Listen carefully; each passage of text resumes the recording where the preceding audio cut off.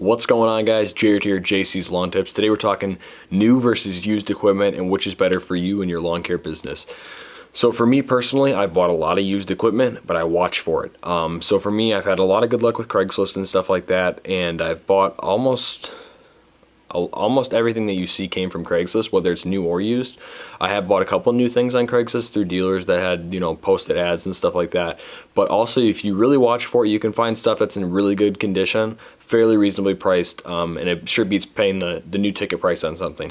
Now, if you're in a pinch and you need something, sometimes, stuff isn't there. So I have had times where I've bought brand new stuff from dealers, and there's nothing wrong with that at all. I'm the kind of guy that I like to save money anywhere I can.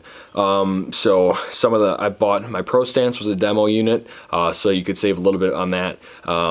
I'm trying to think of what else I've bought that's used. A couple of my trimmers, one of them I bought brand new, and that was about $430 through my local dealer. And then a couple of them I've bought used. Actually, I take that back. Two of them were new, and the 130 that I bought used for, I think it was only like $250, and it came with a couple other attachments, and it was just a good deal. I like getting good deals, so that's always fun too. Now, for you to be successful, it depends on what you're doing and what you need for your business. I started out just like anybody else. You're on a budget, so price matters. It really does.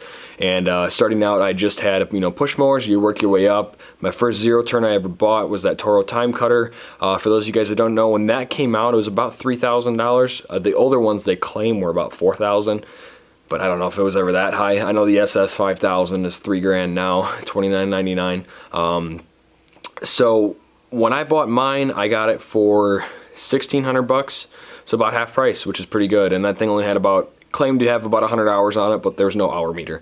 So that's just one example of a good deal right there. I've had also some other really good deals just through even dealers too, with sales or items that have been brought back. Perfect example would be my Steel MS 250. I bought that at a local Ace Hardware, which is a steel dealer over by me. They had it as it was a return. The guy that bought it ended up not wanting it for some reason, so I guess they took it back and they had to sell it discounted. So I believe the 250 starts at about $349. I got that saw for $250, so I couldn't beat it, and I've used that, and I still use it. And as you know, this year I purchased the MS 362C with the 25-inch bar, a little bit bigger, but I had a huge tree job that we cut down like 8 or 9 trees, so that's why I bought it. And whenever we get those big windstorms and stuff like that, it's always a good thing to have.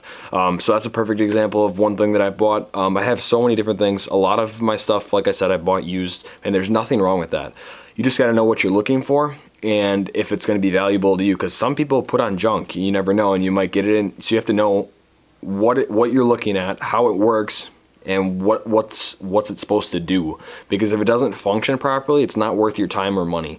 That's when you buy new. So that's why I agree with some guys. Some guys buy all new because you get warranties and all that stuff. There's absolutely nothing wrong with that. I love that. Having a warranty is always great. Some guys cycle through their equipment, and that's stuff I've been thinking about doing too. Getting rid of stuff every 3-4 years, 2-3-4 years, so it's out of the warranty period, so you can still have warranties, which is a great idea. It just gets expensive too. So that's one thing you guys can do too. But for you younger guys starting out, or any age, doesn't matter when you're starting out, used is definitely the way to go. Some guys use Facebook Marketplace. Like I said, the main thing for me is I use Craigslist. I don't do a lot with Facebook. Craigslist has been good to me.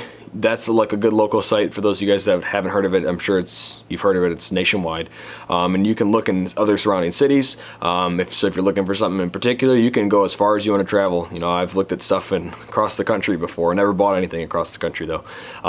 So that's just one topic I wanted to cover for you guys today: new versus used. Don't be afraid to buy used equipment. You can get some good stuff, but do be careful. Watch out for the people that are putting junk on too. You just gotta do the research, know what you want, and what you're willing to pay for it, and if it's going to work for you and your business. So if you guys like these kind of videos, let me know in the comments below. I just want to give you guys some insight, some tips, some things that I've learned over the years of buying equipment and things like that. And if you want to see more stuff like this, just let me know, and I'd be glad to do that for you. Other than that, guys, thank you guys so much for watching, and we'll see you guys in the next one. Take care.